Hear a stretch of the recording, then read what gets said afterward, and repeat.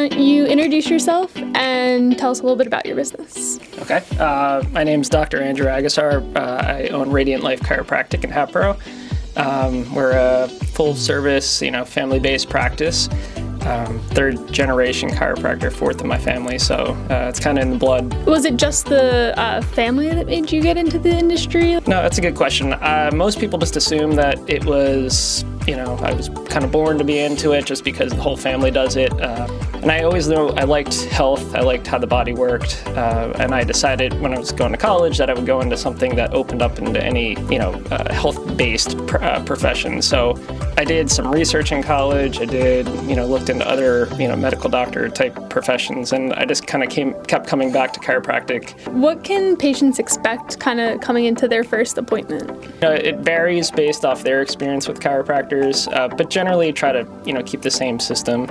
A lot of times the first appointment, we're going to take a little extra time, carve out to find out their health history, have they had any traumas, car accidents, sports injuries, concussions, what type of repetitive stresses and strains did they do? And we want to find out, why they're having what they're having, not just treat the symptoms of it. Mm-hmm. So I also do utilize digital x-ray on site.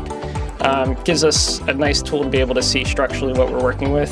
I think it's hard to address something blindly. You wouldn't go to a mechanic and not pop the hood and say that they could fix it.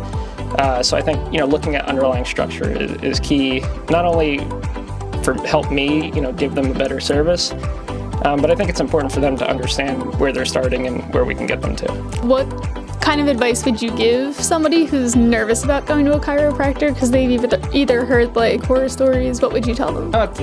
Unfortunately, if you go to a bad dentist, you just find a new one. Unfortunately, chiropractors, I don't know, for whatever reason, yes, it does seem like if you've had a bad experience, you just don't go back.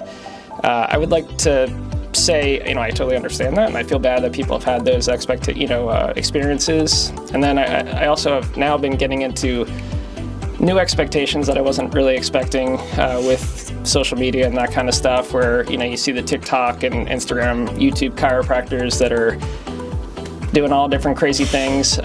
So I like to explain to people I don't do that either. I tend to be a good fit for someone that you're describing because I'm a much more gentle, not as forceful chiropractor. I can do all the traditional manual styles, but I do use a lot of lower force techniques that I think are a good reintroduction to if somebody's had that bad experience, or maybe they're concerned about the noises, the cracks, the twists, that kind of stuff. I can do all, I can take care of people without using those type of techniques. What makes you kind of stand out from other chiropractor practices? No, that's a good question. I really try to focus on the patient. I think, unfortunately, in my industry, sometimes it can feel a little bit less personalized.